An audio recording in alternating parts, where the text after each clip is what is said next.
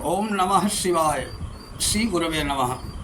कल प्रसंग चल रहा था कि सभी इंद्रियों के अधिष्ठात्री देवताओं ने प्राण देवता की प्रार्थना की। अब आगे का प्रसंग। ब्रात्यस्तुम प्राणैकर्षितृत्ता विश्वस्य सत्पत्ति वयमाद्यस्य दातारा पिता तुम मातरिस्वा नः। सभी देवता कहते हैं, हे प्राण, तुम संस्कार रहित होकर भी एकमात्र सर्वश्रेष्ठ ऋषि हो। तात्पर्य यह है कि तू स्वभाव से ही शुद्ध है, अतः तुझे संस्कार द्वारा शुद्धि की आवश्यकता नहीं है। प्रत्युत तू ही सबको पवित्र करने वाला एकमात्र सर्वश्रेष्ठ ऋषि है। हम लोग इंद्रियादि सभी कहते हैं कि तेरे लिए नाना प्रकार की भोजन सामग्री अर्पण करने वाले हैं, तू उसे खाने वाला है। तू ही समस्त विश्व का उत्तम स्वामी है। हे आकाशचारी समष्टि वायु स्वरूप प्राण, तू हमारा पिता है। तुझी से हम सबकी उत्पत्ति हुई है। याते तनुर्वाची प्रतिष्ठिता, या श्रोते याच चक्षुषी, या च मनसि संतप्ता, शिवा त्वं कुरु मोत्क्रमी। हे प्राण, जो तेरा स्वरूप वाणी, श्रोत्र, चक्षु आदि समस्त इंद्रियों में और मन आदि अंतःकरण की प्रवृत्तियों में व्याप्त है, उसे तू कल्याणमय बना ले। अर्थात तुझमें जो हमें सावधान करने के लिए आवेश आया है, उसे शांत कर ले। तू अब शरीर से उठकर बाहर न जा। ये हम लोगों की प्रार्थना है। प्राणश्चेदम वसे सर्वम त्रिदिवे यत् प्रतिष्ठितम, मातेव पुत्रान् रक्षस्व श्रीश्च प्रज्ञा च विधेहि न इति। प्रत्यक्ष दिखने वाले इस लोक के जितने भी पदार्थ हैं और जो कुछ स्वर्ग में स्थित हैं, वे सब के सब इस प्राण के ही अधीन हैं। ये सोचकर वे इंद्रियादि देवतागण अंत में प्राण से प्रार्थना करते हैं कि हे प्राण, जिस प्रकार माता अपने पुत्रों की रक्षा करती है, उसी प्रकार तू हमारी रक्षा कर। तू हम लोगों को श्री कांति अर्थात कार्य करने की शक्ति और प्रज्ञा अर्थात ज्ञान दे। इस प्रकार इस प्रकरण में भार्गव ऋषि द्वारा पूछे हुए 3 प्रश्नों का उत्तर देते हुए महर्षि पिप्पलाद ने एक बात समझाई है कि समस्त प्राणियों के शरीर को अवकाश देकर बाहर और भीतर से धारण करने वाला आकाश तत्व है।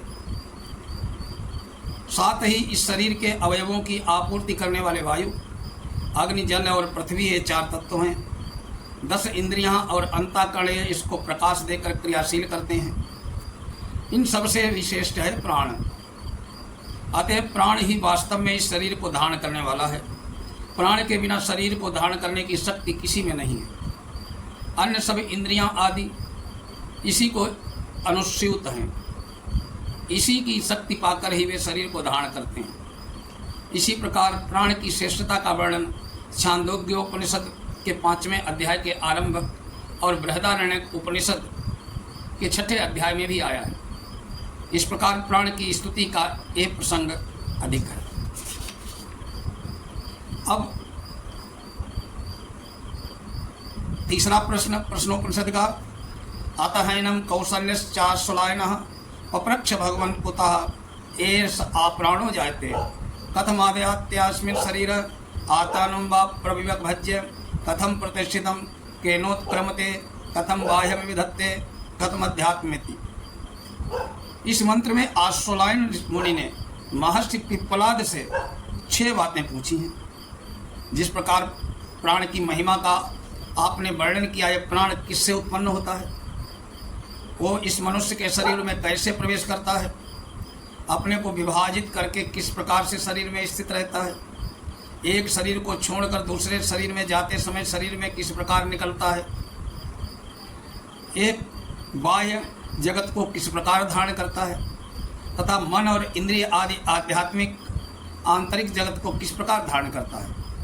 यहाँ प्राण के विषय ही में बातें पूछी गई हैं, जिसका वर्णन पहले ही उत्तर में नहीं आया है। जो पहले प्रश्न के उत्तर को सुनकर ही स्फुरित हुई है, उससे स्पष्ट हो जाता है कि प्रश्नोत्तर समय सुकेशादि 6 ऋषि यहाँ साथ साथ बैठे हुए सुन रहे हैं।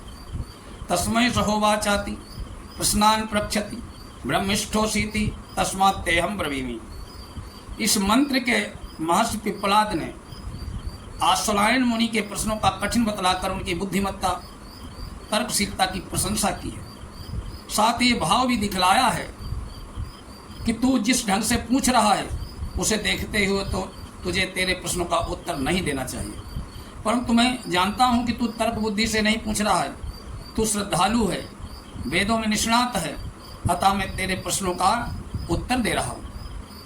आत्मनेश प्राणो जायते यथैषा पुरुषेच्छाए तस्मिन् तदास्ततम मनोत्कृते नायात् तस्मिन् शरीरे। यहाँ महर्षि पिप्पलादि क्रम से आश्वलायन के 2 प्रश्नों का उत्तर दिया है।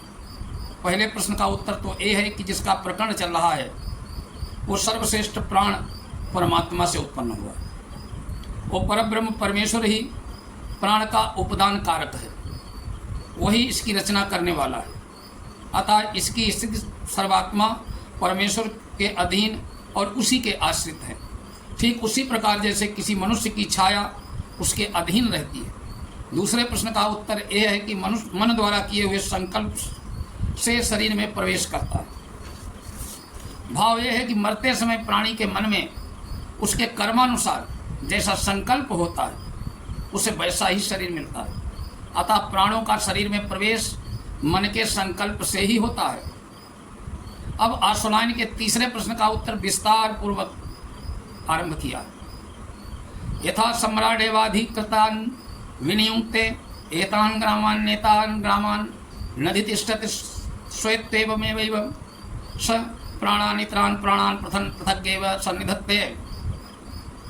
यहाँ महर्षि उदाहरण के द्वारा तीसरे प्रश्न का समाधान करते हैं। जिस प्रकार भूमंडल का राजा चक्रवर्ती सम्राट भिन्न भिन्न ग्राम मंडल जनपद में पृथक पृथक अधिकारियों की नियुक्ति करता है और उनके कार्य बांट देता है, उसी प्रकार ये सर्वश्रेष्ठ प्राण भी अपनी अंग स्वरूप अपान व्यान आदि दूसरे प्राणों को शरीर में पृथक पृथक स्थानों में पृथक पृथक कार्य के लिए नियुक्त करता है। अब मुख्य प्राण अपान समान इन तीनों का वास स्थान और कार्य बतलाया है। पायुपस्थानम पायुपस्थे पानम चक्षु श्रोत्रे मुखनासिकाभ्याम प्राण स्वयं प्रातिष्ठते मध्य तो समानः एष हेतद् दद्भुतन्मन्नम समम नयति तस्मादेता सप्तार्चितो भवन्ति। ये स्वयं तो मुख और नासिका द्वारा विचरता हुआ नेत्र और श्रोत्र में स्थित रहता है तथा गुदा और उपस्थ में अपान को स्थापित करता है। उसका नाक काम मलमूत्र को शरीर से बाहर निकालना होता है। रज वीर्य और गर्भ को बाहर करना भी इसी का काम है। शरीर के मध्य भाग में समान को रखता है। ये समान वायु को ही प्राण रूप अग्नि में हवन किए हुए उदर में डाले हुए अन्न को अर्थात सार को संपूर्ण शरीर के अंग प्रत्यंगों यथा योग्य संभाव से पहुंचाता है। उसके अन्न से सारभूत रस से ही शरीर में सब 7 ज्वालाएं अर्थात विषयों को प्रकाशित करने वाले 2 नेत्र होते हैं, 2 कान, 2 नासिकाएं, 1 मुख, रसनाएं 7 द्वार उत्पन्न होते हैं। उस रस में पुष्ट होकर ही अपना कार्य करते हैं।